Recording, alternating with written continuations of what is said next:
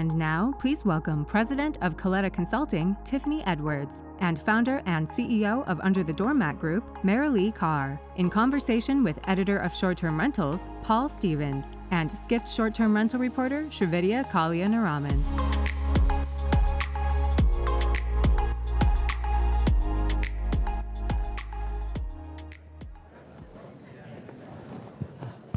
All right. Can you hear me? Are we ready to talk who's making the rules and breaking them? Yeah, Okay. yes, we are. So the aim of the session is to sieve out the signal from the noise. And we have Tiffany and Merilee here with us today. And the topics we're going to cover are what moves regulation forwards, the professionalization of the industry, and the impact regulation or regulators have on the industry. Paul and I are here so we can cover a global perspective. Tiffany, you're with us today. You've been known to be, or called, the voice of the industry. You have over 15 years of experience in advocacy and lobbying work on behalf of short-term rentals, including the latest Florida vacation rental bills. So let's start with you. The question that I want to pose to you is, what impedes regulators or regulation, and what helps it move forward? The greatest barrier that we have are constituents. So every elected official is beholden to their constituents, and those constituents usually are the loudest in the room. They're the most active in the room, and frankly, they've been organized better than us.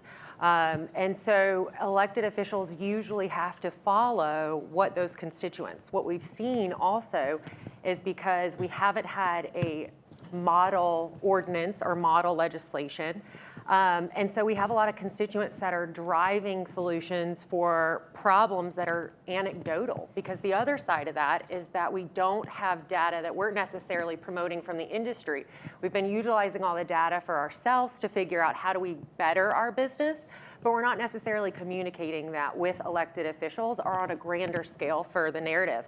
So we end up having those constituents carry the narrative for us. And so by that fault, then the legislation and ordinance becomes from their point of view.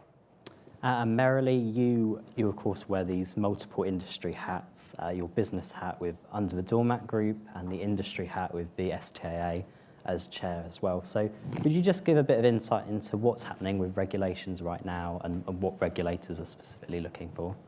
Yeah, so I think what's interesting about regulation is that often the regulators themselves don't really understand what it is they're trying to achieve.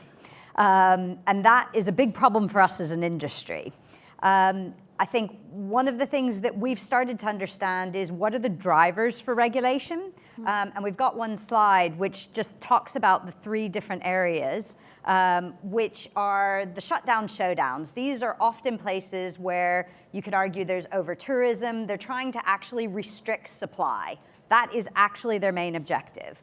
On the very other end of the spectrum, you've got jurisdictions where they're looking to grow supply. So places like Saudi Arabia, where they've just opened up the market. They've got ambitious goals for tourism growth, which cannot frankly be achieved without our industry. And so the problem that we've got is regulators basically just go, oh, well, what has somebody else done? Let's copy that regulation over here or over there. And mostly the regulations they're copying are not the regulations that are going to meet the objectives that they want. Right. And so the unintended consequences of bad regulation is what we're dealing with all over the world. But I think what's interesting, and you know, we'll talk a little bit about, is what are the things we as an industry can do to help them solve the problems that they actually have, not the problems that the constituents are telling them. And I think there's a couple of commercial solutions and things which are out there now and which we are starting to see come through, which can help us to do that. And on the one hand, we've got all the problems that we've all heard about, and I'm not going to go through them in too much detail because I think we all know what they are. These are the complaints that the constituents are always claiming. The hotels are saying that we cause these issues, et cetera. And valid or not, it actually doesn't really matter unless we can solve these perceived issues. And what's great is to see examples like Visit Oman partnering with Hosperia and providing a technology to give the government visibility, ability to collect taxes, and the ability to help drive an ecosystem of small and medium-sized enterprises in their country to open up the sector for the first time. That's a great news story. That's interesting, and I know you and I have talked earlier about under-regulation, the risks of under-regulation and the risks of over-regulation. Do some examples come to your mind that maybe our audience might be interested in? Yeah, so I mean, look, we've got great examples of places like Palma, where they've just literally banned the industry. Right. A couple of days ago was a great example where in Seville, in Sevilla, the regulators have actually decided to mandate noise detection software. So similar to the example I've given here with Minute working with Prague. And so there are some of those examples which are fantastic, because what it shows is that there are solutions which don't require you just to go and restrict the industry. Yeah. And I think where we as an industry can be helping to provide those solutions to governments, because we've already heard rumors that in Saudi, having opened the industry only in February, they're already worried about some of the impacts of not having the right regulation. And what we need to do is help them with technology and with other solutions so they don't then end up at the other end of the spectrum saying, oh no, we need to shut it down, or we need to put in licensing, or we need to do things that are heavy-handed, which will have the unintended consequences of shrinking the industry. Right. And I think if I'm understanding that correctly, nobody in the industry is saying we don't want rules. Like, everybody agrees we need rules. But I think oftentimes, you've talked about this, Tiffany, we don't do, as industries, we don't do a good job communicating our impact on the community or what the industry means in a particular location or region. So how do we kind of do that better? Yeah, so that's a great point, and I'm going to probably say something really controversial, especially with what we've said all today and how we've identified. The fact that we keep saying that we're becoming professional is detrimental when we go in and speak to an elected official. Because what that says is that we haven't been following the rules. We're just now coming up to par with the things you've been asking. Now, I know because of growing up in the industry and before internet, we used software back in the 1980s. But we sent out brochures. We didn't have revenue management. We didn't have the things that now the hotels have historically been able to do within their system. What we have done is we've advanced ourselves and we've become more educated. And so it's brought up the industry. But we have to do a better job of defining what it is that we do, and some of it we've mentioned today, of some of that tax compliance. This slide actually represents if an issue arises tomorrow, and we have 24 hours with a property manager, with a host, these are things that I would suggest that you have within your database to go and communicate with an elected official. That leads to why we are a good pillar of the community. And these are all in responses to those main key points that are the concerns of elected officials and the constituents. So tourism impacts, we've seen that a lot. For example, in Florida, the economic impact in 2019 of short-term, what we call them vacation rentals for state statute, it was $15 billion. VRMA just produced a study, it was $56 billion in 2022. Wow. So the tourism impact and the amount of stays and the longevity of the stays, the shorter windows of turnover, everyone in those communities are feeling that. But what we need to do is we keep touting this tourism tax that everyone has. What we need to make sure that we do is we talk about the sales tax. In Walton County, where I'm located, 78% of the sales tax is generated from tourism. That's how they help improve the roads. Registration fees, how much of a local budget comes from these registration fees that helps with staff support and code compliance that's not just short-term rentals. You need to look at what your employee review is. Work orders, it's not just employees that you have in-house. Software companies, we operate, my husband and I have over 1,000 vacation rentals within our companies throughout the country. We use Escapia. We run work order reports. We show how much we've spent with different contractors when we speak with elected officials. Housing is one of the biggest things, and I do want to take a minute on this because I've been working with VRMA. VRMA is going to be producing in the next couple weeks, releasing a study with Oxford Economics about housing. In that study from 2014 to 2021, if short-term rentals had stayed completely the same and not grown, it would only have decreased housing prices nationally by $800. It would have only decreased rental prices by $5 in that time. Wow. And those counties were picked based on STR densities. Those are going to be really important because there are other factors that drive housing. Not as much of affordable housing on the marketplace starting out. So health and safety, we have some of these. And consumer reports, you need to know when you get involved in an area, especially if you're investing, what's the case statute on law? Is it residential? Is it designated residential? And what is the state required as opposed to local and county? And is the whatever proposed following in that? And Merilee, professionalisation is a word that we hear so much now within the industry. What are the key problems that you're hearing from your role at STAA that regulatory bodies will raise with you about the sector? Well, look, I mean, I think Tiffany's explained it very well. These are the key things. It's housing, it's amenity or these kind of noise and other issues, and it's health and safety standards. And I think we were talking earlier about how it's up to us as an industry to go in and demonstrate these things. And I think Tiffany's got a great example of the things you can do. I think one of the things I'm very passionate about is how we as an industry can embrace accreditation. So let's not wait for licensing to come in, because personally, as a property manager myself, I don't want a government official coming in and inspecting our properties. I would much rather have an industry expert who comes in, coaches and guides my team how to increase our standards and work to best practice. And so I think across the world, we need to work on having a global standard to accreditation. And we've worked on it in the UK. I know VRMA is working on it, the EHHA, and all of us need to have a single approach to that. Because as soon as consumers see one single signal and one badge, which says, oh, I can trust this, and whether it's an individual host or a property management company, as soon as there is that standard across the industry, that means we can go to regulators, no matter whether it's a city council or a national government or the European Union, and say, guys, we do have standards. Stop listening to the hotels who claim that there is no level playing field and the sector is not regulated. Right. We are regulated, we do have standards, and as soon as we can prove it in a consistent way, that's going to put us much more in the driver's seat. Yeah. And I think we'll be looking at, in the US, looking at how you guys do that a little bit more, because we've tried to pass accreditation in different states and have worked with different lawmakers. The biggest problem is that a lot of these lawmakers, when they go into session, it's a couple months out of the year for those that aren't full state long. Where do you think they stay?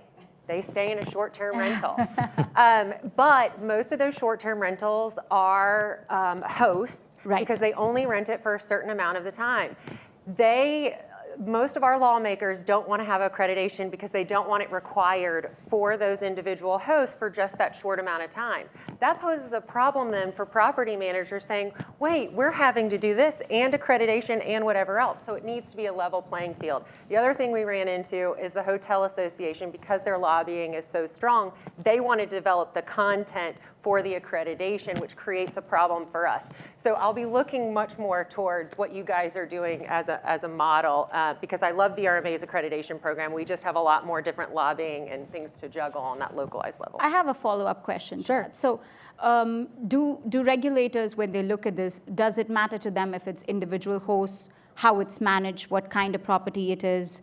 What are the classification that they're looking at?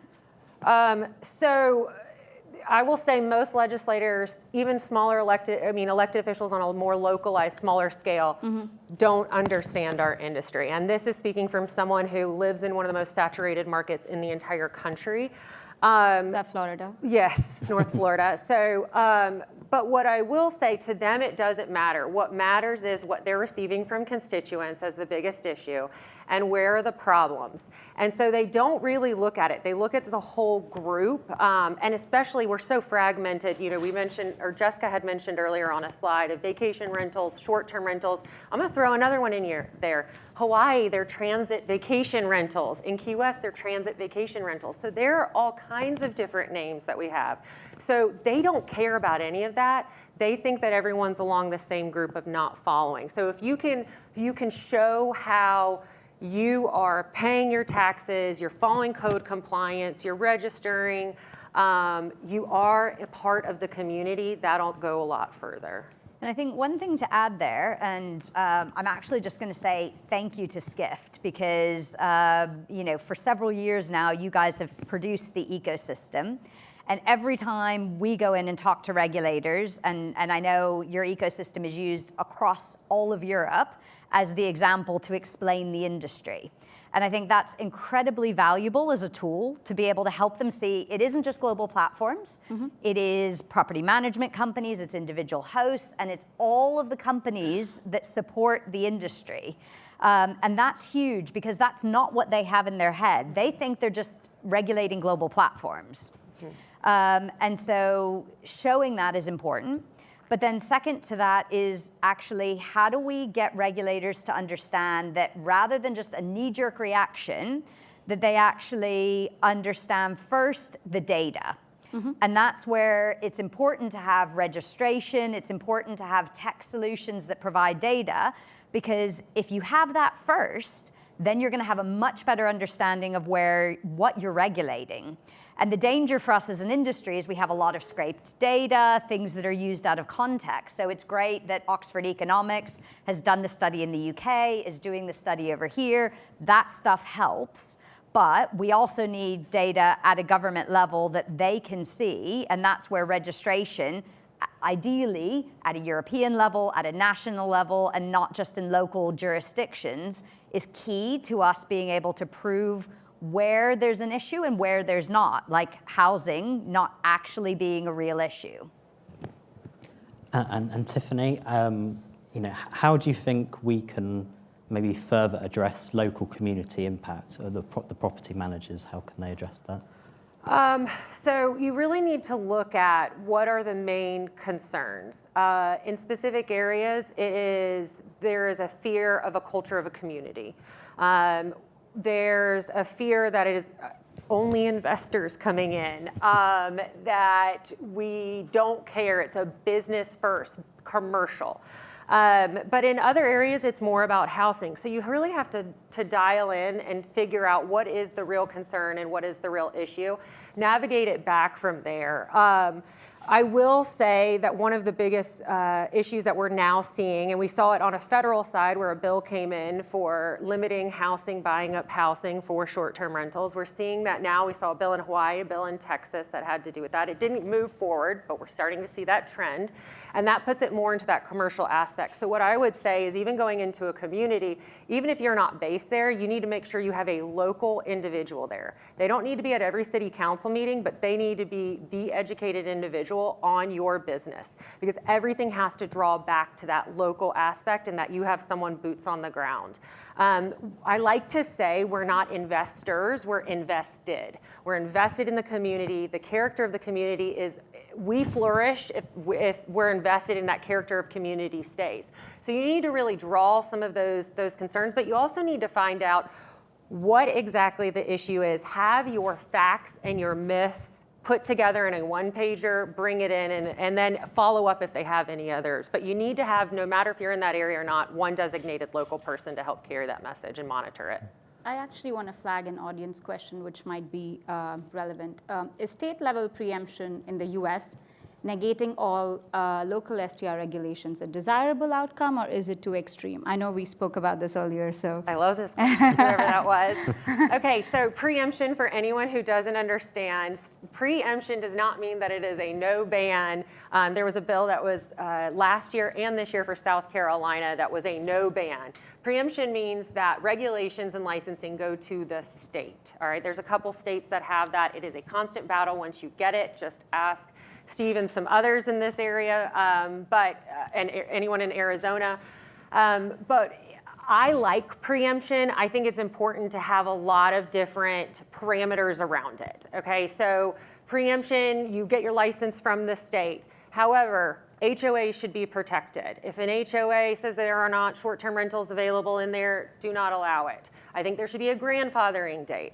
I also think there should be specific language that, based on that grandfathering date, that if you alter your regulation or your ordinance, it could be less restrictive. So a lot of people, if there's a grandfathering date, they can never touch their local ordinance again, or they'll lose their grandfathering. I do like local registration. I know this is being taped, but I think it's very, very specific.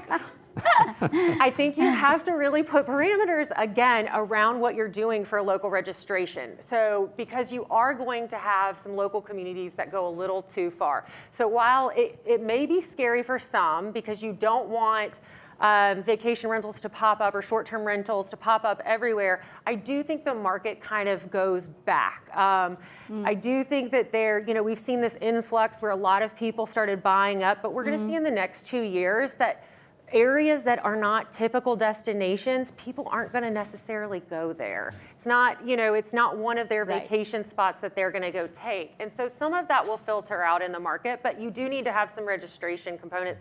And we've made a compromise as well. This is also one that I would agree with in compromise, but we fight a lot sometimes with hosts on, or listing models with, is that there's, for so many code violations over a certain period of time, you have a suspension of your license. Right, yeah. But you can do that if you write it out, that it has to go through a magistrate process. You have to have a written notice. You have to have time to remedy it. There are some ways that you can still get around it. You just have to be smart about how you write the language. Right. Sorry. And Merilee, we talk about being proactive around legislation and getting our message out there as well. I know we've got some OTA representation in the room today as well. So how, in your opinion, would you say that how do we not let the OTAs do our jobs for us when we're talking about addressing nuisances or fraud or housing crisis, all of that? I mean, look, I think it's actually really simple. We have to work together, and we have to be one voice as the industry. I feel like in the UK, we've got a really good mix. So in the Short-Term Accommodation Association, we've got all the major OTAs, we have all the major property management companies, we've got individual hosts, and we've got suppliers to the industry. And when the whole ecosystem is covered, and you can go to regulators and say, guys, here's what we think as the industry, and you don't have platforms saying one thing, property managers saying another, that's really powerful, because regulators are confused as it is. And if they hear us arguing different things, all they do is say, these guys don't know what they're talking about, we're just gonna do what we wanna do.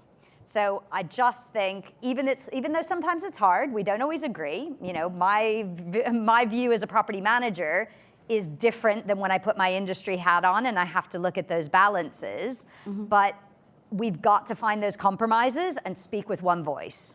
The other part for that too, if I'll add on, we've worked a lot with Verbo on legislation issues, and you need to use those OTAs because they are well known. They do have a government arm, so they're going to have a lot more insight about what's happening behind the scenes that you may not be privy to. However, I like to think of myself as a ghost, and I think that sometimes you need to know, you have to have that local person bringing something forward, but they have access to data they're willing to share. They have access to grassroots campaigns that they're willing to share. So you need to make sure that they are part of the fold, because when you go into a room, a lot of times legislators aren't going to know who you are, but they're going to know who they are, all right? So you need to make sure that they're included. Yeah, and I think I want to take a second to summarize what we've already talked about. So we talked about professionalization and how not to say that. How to express it. And what moves regulation forward. But if we were to take a step back and reassess, right? How much of the industry is being negatively impacted with regulation? Would you say that there is no growth, there's no innovation, and it is completely kind of trifled, or there are still wins, right? Look, for me, what's brilliant is we are such an innovative industry. Yeah. And so every time there's a new challenge in front of us, we find a new solution. For me, one of the greatest examples that I've personally experienced over the past couple of years is when Middle Eastern countries were reaching out to find a solution to open up their markets. They originally were like, oh, we'll come and set up property management companies in our market. It's like, no, that's the wrong way about it. Actually, you want to grow SMEs in your country, but we can provide you technology. And that innovation was never something that we planned for. In the same way in the UK, we've innovated and we're now accessing the GDS, and government is purchasing from our sector for the first time because we've collaborated as an industry, implemented accreditation and had standards, and so now Trusted Stays can deliver that new, duty of care that people require and governments require. And so I think what's amazing is how collaborative we are as an industry, how innovative we are as an industry, and I think even though regulatory headwinds are something we've got to deal with, I think there are a lot of thriving businesses out there, even where we've found these challenges in front of us. Yeah. So I'll leave it very positive because I actually think we're in a great place. And I think that regulation is a good thing. We need to have a balanced community. We need to be good stewards of our community. We need to be good stewards for our guests that come in and our owners if we're a property manager or the home. But regulation right now, we've had a lot of wins. Before we started legislative session this year, we were very concerned that there was going to be a commercial tax, property tax for Colorado. It had been talked about for years, and a lot of places around the country were looking at Colorado. We actually had a win where it was short-term rentals were on par with property for a tax incentive. We had a win in Florida where housing affordability, a big bill went through. We were able to talk through where it had nothing to do with vacation or short-term rentals. We saw a lot of the moratoriums slowly go away, better regulations come in. We have also seen more preemption bills being placed forward. And everyone has mentioned the New York City, which is a concern, but I don't know if many people know that there was a bill, I mean, it won't pass because tomorrow's last day of legislative session for New York, but there was a bill that was introduced that would allow the state to have a registration system if a local municipality didn't for short-term rentals. That's a step in the right direction. Yeah. We're now identifying who we are, and we're creating better compromises because there are better regulations out there. And one thing I will leave you with, because about a year ago, there was talks about capping vacation rentals on Maui, and there's 16,000 licenses there. And one of the local operators told me, well, if we can't make it with 16,000 available licenses, what are we doing, right? So don't be too scared about regulations, but you have to be the ultimate voice of does it work operationally? And if it doesn't, then you need to figure out the solutions. Perfect. And I think that's all we have time for. Thank you. Thank you. Thank you both of you.